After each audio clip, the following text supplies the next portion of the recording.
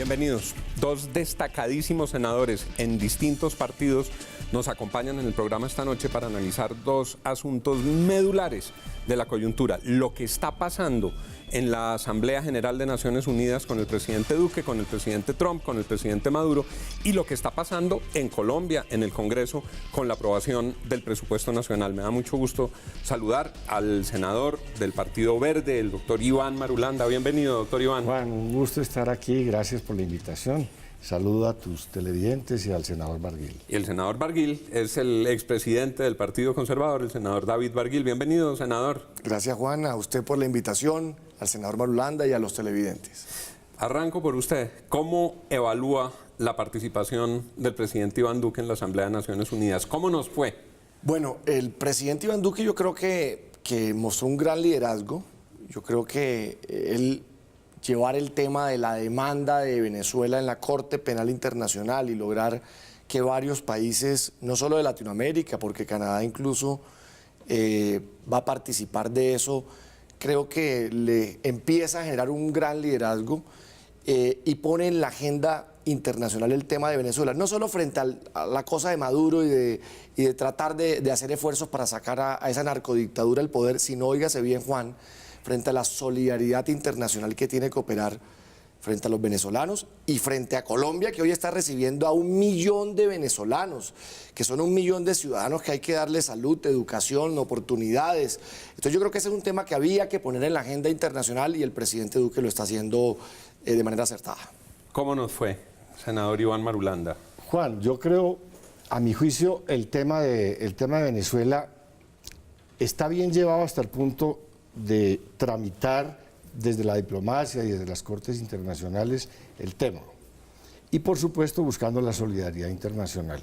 Cuando empiezan a aparecer visos de guerra y de poder militar y de defensa, me parece que ahí entramos en un terreno falso y eso me parece equivocado.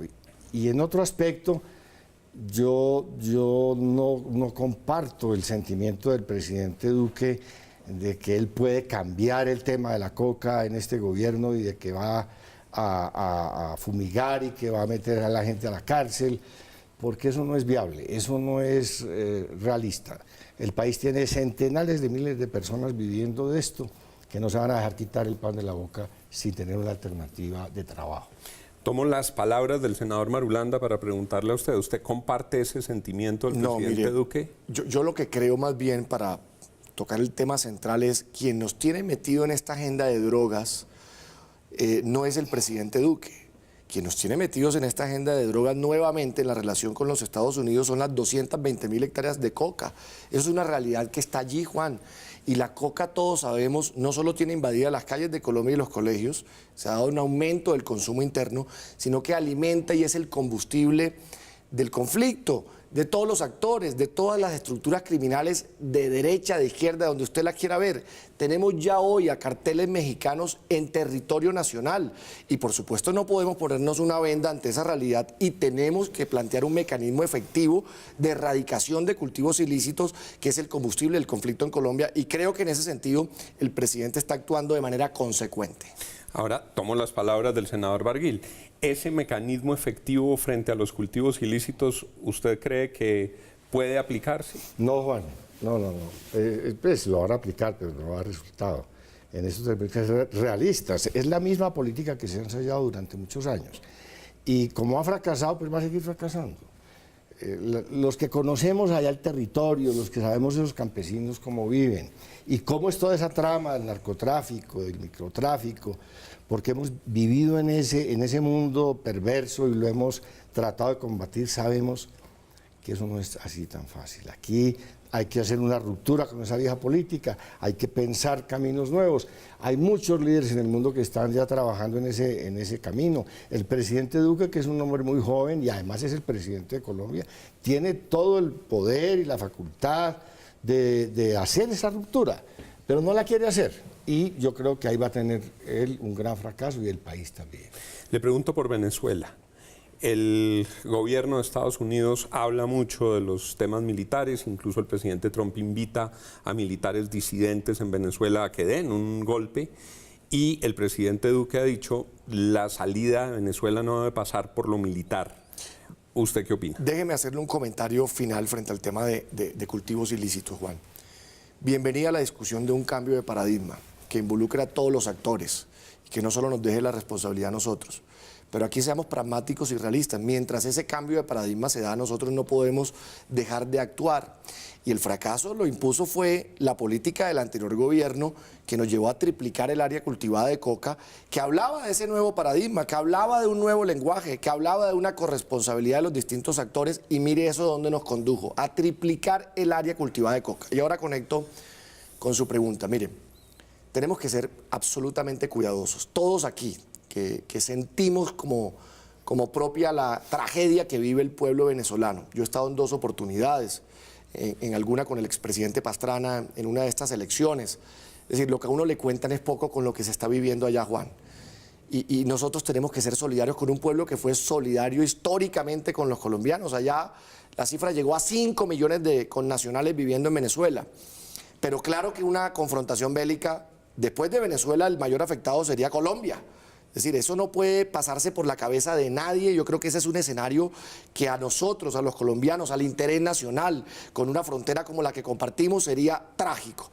Ahora bien, yo sí creo y ojalá y espero y sueño que el ejército, que la fuerza pública venezolana entre en razón, defienda a su pueblo y no siga siendo cómplice de una narcodictadura que ha acabado con el pueblo hermano.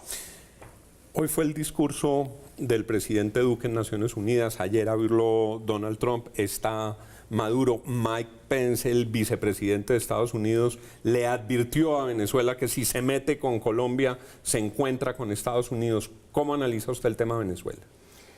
Juan, un remate sobre el tema de droga. Yo copio las palabras del expresidente Zedillo de México, que ayer decía: hay que trabajar en el camino de despenalizar todo este tema de la droga y tratarlo como un tema de salud pública y en otros parámetros distintos. Allá tenemos que dirigir el liderazgo de Colombia, porque no somos capaces de erradicar la coca ni de acabar con el narcotráfico en Colombia a través de la represión de la fuerza pública y de la justicia.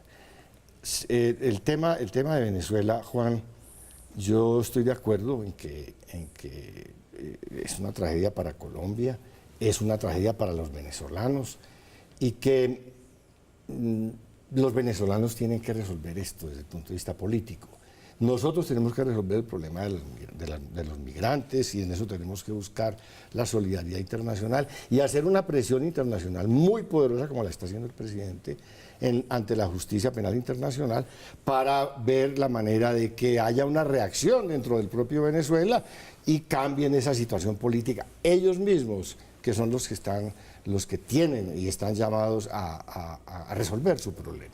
Los minutos finales de este programa, les cambio de tercio, quiero dedicarlos al debate del presupuesto nacional y empiezo por usted, senador Marulanda.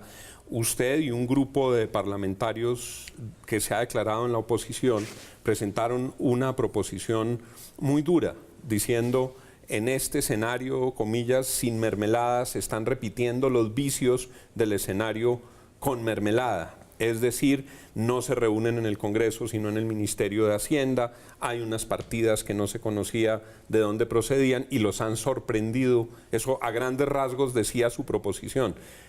¿Cuál es hoy la postura de ese grupo de parlamentarios frente al presupuesto nacional?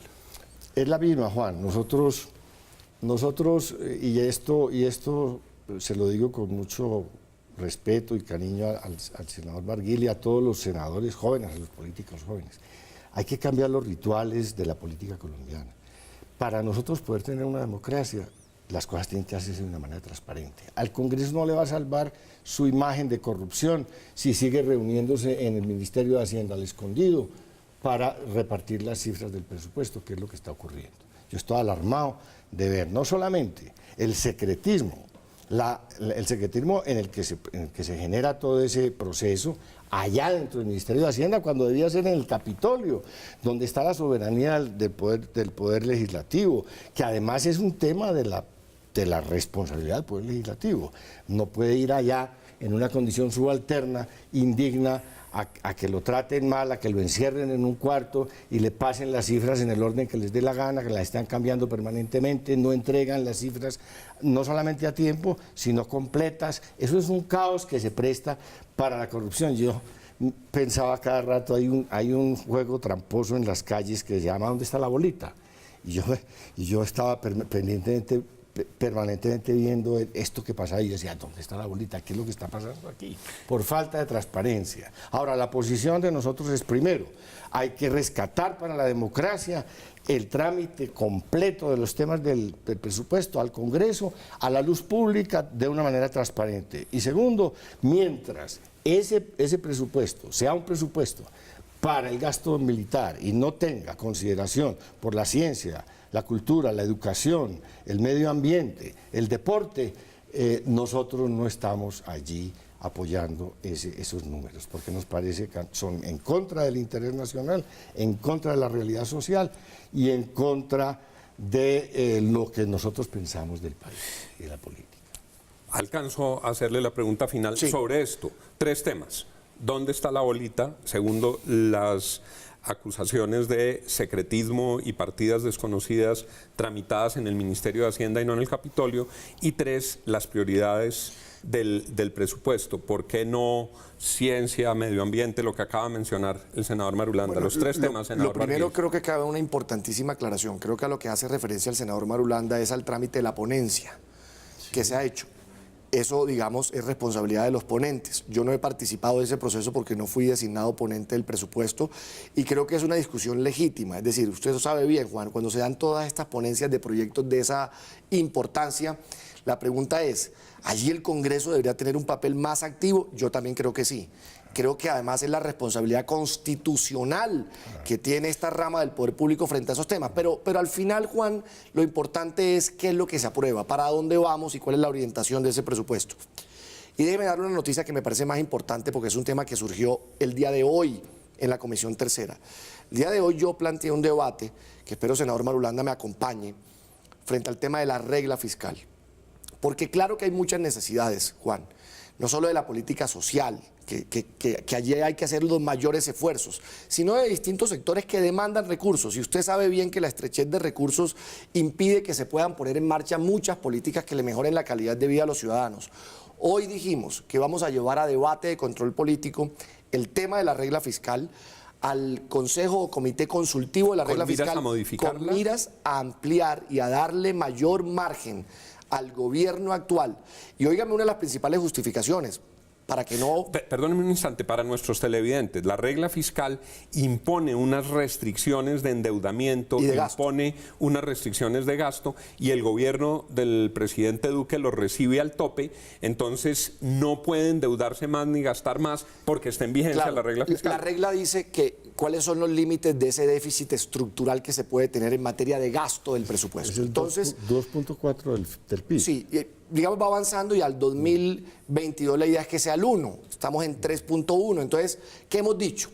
Y además con la seriedad que usted sabe que nosotros siempre hemos actuado en materia económica y para que no haya ninguna preocupación de los mercados ni que sea hasta una señal de irresponsabilidad en materia fiscal o de gasto público. No, es que aquí hay un crash externo, el tema de Venezuela. Aquí llegaron 1 millón de venezolanos de un día para otro en un año, que hay que darle servicios de salud, de educación, bueno, todo tipo que demanda recursos. Entonces, si hay esa realidad que es un choque externo, no hablemos además de Hidroituango, no hablemos del Caribe con Electricaribe, es decir, temas de mucho impacto fiscal, creo que llegó la hora de poner ese debate en la mesa, que digamos que se puedan ampliar los márgenes sin que esto comprometa en el mediano y largo plazo la meta final, sino que durante estos próximos años haya un mayor margen.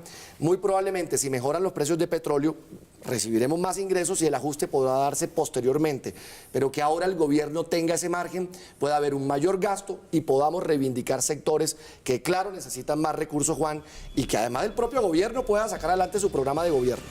Advierto aquí, y tristemente nos tenemos que ir, una coincidencia en que no conviene que las discusiones con los ponentes del presupuesto se hagan en el Ministerio de Hacienda y que no estén con los focos de la opinión pública encendidos. Es cierto, como lo dice el senador Marulanda y coincide el senador Barguil, eso se ha prestado para mucha corrupción en el pasado. La mermelada era en el fondo eso y se debe erradicar. Ahora, no ha pasado eso en esta discusión de presupuesto, y eso hay que decirlo. Es decir, aquí el gobierno, yo doy fe de ello, no ha habido ningún tipo de transacción de partidas ni de ningún tipo de discusión alrededor de que a los congresistas se les entregue ese tipo de cosas. Juan. Y Pero vea, tampoco ha habido una discusión soberana y democrática. Y yo digo del algo presupuesto, importante, sino senador que eso ha Marulanda, sido ahí a la carrera destaco. con embutidos. Venga, y destaco, la oposición acompañó este primer debate. Eso fue muy importante, es decir, hubo un ánimo también propositivo de la oposición y en las comisiones económicas votaron el presupuesto. Eso también es noticia. Convengamos, porque aquí hay matices, como lo ven, en que lo conveniente es que todas esas discusiones se den en el propio Congreso de la República y queda planteada la necesidad de financiar unos sectores que hoy son deficitarios. ¿Se podrá modificar la regla fiscal? Pronto espero volver a tener al senador Iván Marulanda y al senador David Barguil aquí en Al Punto, Pero hay que donde cobrarle el tiempo también vuela. impuestos a los que pueden pagar y no están pagando. Por ahí también tenemos que buscarle un aumento a los ingresos del Estado. En eso estamos de acuerdo también. Vean pues que estos dos invitados requieren y merecen para con nuestros televidentes un nuevo programa que haremos pronto. Muchas gracias, senadores, Gracias, por haber Juan. aceptado la Gracias. invitación y a ustedes por estar en este día tan importante con todo lo que pasa en Nueva York y todo lo que pasa en Bogotá en Al Punto. Sigan con Red, más noticias.